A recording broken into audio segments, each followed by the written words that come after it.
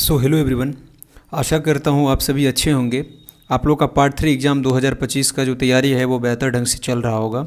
देखिए, आज की वीडियो में मैं बात करने वाला हूँ LNMU BA part 3 Hindi honours paper 6 का। यहाँ पे मैं आपको क्वेश्चन बताने जा रहा हूँ और जो क्वेश्चन मैं बता रहा हूँ आपके एग्ज़ाम में इसी में से प्रश्न आपका रहेगा, इसलिए मैंने एक तरह से पेपर समझिए आउट ही कर दिया है। बस कुछ कुछ क्वेश्चन आपको चेंज करेगा, कुछ कुछ एक्स्ट्रा आपको पढ़ना है। बाकी जो गेस क्वेश्चन मैं यहाँ से आपको बता रहा हूँ लगभग समझिए कि इसी पैटर्न पर 90% क्वेश्चन आपका एग्जाम में रहेगा। पेपर 5 का आप लोग का हिंदी का परीक्षा हो चुका है। हम लोग पेपर 6 और पेपर 7 को इस वीडियो में क्लियर करने वाले हैं। तो हिंदी ऑनर्स वाले जितने भी स्टूडेंट्स हैं, ध्यान से वीडियो को स्टार्टिंग से एंड तक जरूर देखिएगा। आप लोग एग्जाम से पहले PDF जो है वो शेयर टेलीग्राम चैनल पर कर दिया जाएगा, तो टेलीग्राम चैनल निश्चित रूप से आप ज्वाइन कर लीजिए, जिसका लिंक मैंने वीडियो के डिस्क्रिप्शन बॉक्स में दे दिया है। वहाँ पे आपको सारा अपडेट, यूनिवर्सिटी का अपडेट के साथ साथ नोट्स मटेरियल का PDF वहाँ पे मिलता रहेगा। आइए स्टार्ट करते हैं। देखिए, हिंदी ऑनर्स पेपर 6 का हम लोग पहले देख रहे हैं, फिर हम लोग पेपर 7 का देखेंगे। सबसे पहला रहता है निम्नलिखित प्रश्नों के उत्तर दें। इस तरह से लिखा हुआ रहेगा। सबसे पहला है राजभाषा और राष्ट्रभाषा में अंतर स्पष्ट कीजिए, अथवा इसमें पूछा जा सकता है कि हिंदी की शब्द संपदा पर एक संक्षिप्त निबंध लिखिए। या तो ये पूछ दे या ये पूछ दे, दोनों में से कोई एक क्वेश्चन आपका पूछेगा। तो निश्चित रूप से आपको क्या करना है, ये दोनों तैयार कर लेना है। सबसे पहला क्वेश्चन हो गया, प्रयोजन मूलक हिंदी की अवधारणा का विश्लेषण कीजिए, अथवा इसमें पूछा जा सकता है कि प्रशासनिक पत्रावार उसके प्रकार की विवेचना कीजिए। यहाँ पे इसका जो है ख में कुछ यहाँ पे जो है टाइपिंग मिस्टेक हुआ है, तो इसको आप लोग इग्नोर करके चलिए, बस समझने से मतलब है। कंप्यूटर और हिंदी पर एक संक्षिप्त निबंध लिखें। संपर्क भाषा हिंदी पर एक संक्षिप्त निबंध लिखें, अथवा साहित्यिक हिंदी की अवधारणा को स्पष्ट कीजिए। पारिभाषिक शब्दावली की अवधारणा और महत्व पर प्रकाश डालें, अथवा राजभाषा हिंदी की संवैधानिक स्थिति को स्पष्ट कीजिए। इतना क्वेश्चन आपको तैयार करना है पहले क्वेश्चन से, जिसमें लिखा हुआ रहेगा निम्नलिखित प्रश्नों के उत्तर दें। आइए सेकंड देखते हैं। निम्नलिखित प्रश्नों में से किन्हीं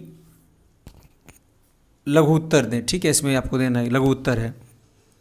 मातृभाषा निविदा हो गया, उसके बाद सामान्य हिंदी, कंप्यूटर और हिंदी हो गया, राजभाषा हिंदी का कार्यान्वयन, ठीक है, और वैज्ञानिक क्षेत्र में हिंदी, ये सेकंड में इंपॉर्टेंट है। लेकिन सिर्फ आपको इतना ही नहीं, इसमें थोड़ा एक्स्ट्रा करके भी पढ़ लेना है, अपने हिसाब से कुछ ऐड कर लेना, कुछ क्वेश्चन। अब देखिए, हिंदी पर्याय लिखिए, यानी कि आपको ये जो है वोकैबुलरी दिया गया है जिसका आपको आंसर लिखना है। जैसे लेजिस्लेटिव काउंसिल का आपसे पूछ रहा है, तो सभी को पता है लेजिस्लेटिव काउंसिल का मतलब क्या होता है, विधान परिषद, ये होता है लेजिस्लेटिव काउंसिल। नॉमिनी पूछ रहा है, पर्सपेक्टिव पूछ रहा है, उद्देश्य स्पेसिमेन मतलब होता है नमूना, पता रहना चाहिए। सबमिशन पूछा है, देखिए प्रॉक्टर आप पढ़ लोगे। अब ज़रूरी नहीं है कि जो वर्ड यहाँ से मैं बता रहा हूँ वोकैबुलरी सेम टू सेम वही पूछेगा, लेकिन कुछ कुछ इसमें से आएगा, इसमें चेंज हो सकता है। आप ये बोलोगे कि जो मैं यहाँ बता रहा हूँ सेम टू सेम पूछे, तो नहीं, ऐसा ज़रूरी नहीं है, ये मैं पहले आपको बता देता हूँ। हाँ, इसी पैटर्न पे इस तरह से आपका वोकैबुलरी वर्ड्स वगैरह रहेगा, बाकी खुद से आपको दिमाग लगाना है। प्रॉक्टर का मतलब क्या होता है आपसे पूछे, तो कुलानु शासक होता है प्रॉक्टर का मीनिंग पता रहना चाहिए। टेंडर का मतलब वही होता है शायद संविदा या निविदा होता है। अलाउंस हो गया, भत्ता वगैरह जो होता है। एंटीसिपेशन हो गया, कोरिजेंडम हो गया, शुद्धि पत्र इसको हम लोग बोलते हैं, कोरिजेंडम का मतलब शुद्धि पत्र। चांसलर का मतलब आपको पता है क्या होता है, वाइस चांसलर का मतलब होता है कुलपति, और चांसलर का मतलब होता है कुलाधिपति, यानी कि राज्यपाल को बोला जाता है चांसलर। उसके बाद है कंप्लियांस, उसके बाद है डेलीगेशन, ठीक है, प्रतिनिधित्व जो करता है। तो इस तरह से आपको हिंदी पर्याय वाला क्वेश्चन तैयार करना है, जितना अधिक हो सके इसमें देख लीजिएगा। पेपर 7 आप लोग देखिए, पेपर 6 में लगभग इतना ही क्वेश्चन रहेगा, ठीक है, इसी में कुछ ज़्यादा या कुछ कम, बस same. Now let's start paper 7। एक पेपर 8 भी होता है, यहाँ पे हम लोग पेपर 6 और 7 को कवर कर रहे हैं।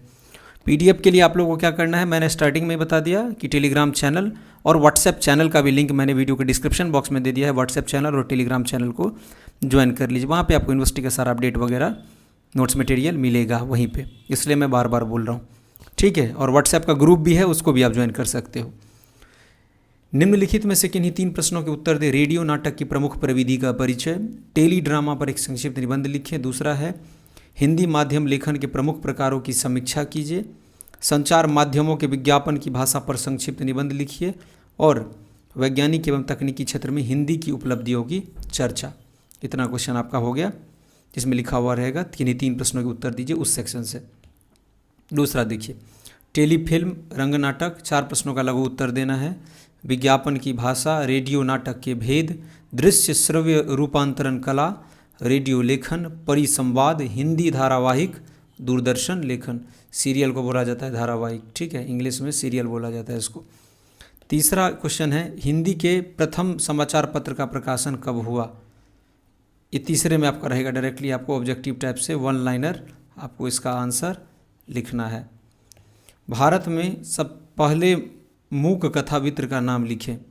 दूसरा हो गया, हिंदी में पहले रेडियो नाटक का प्रसारण कब हुआ था, डायरेक्ट आपको याद रहना है चाहिए।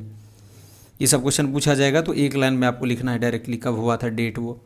बीबीसी ने रेडियो प्रसारण कब प्रारंभ किया था, भारत में टेलीविज़न की स्थापना कब की गई थी। अंधेर नगी के रचनाकार का नाम लिखें। उसके बाद रेडियो नाट्य शिल्प के लेखक कौन हैं। रंग दर्शन के लेखक, भारत दुर्दशा के रचनाकार का नाम लिखें। बंगदूत का प्रकाशन कब हुआ था।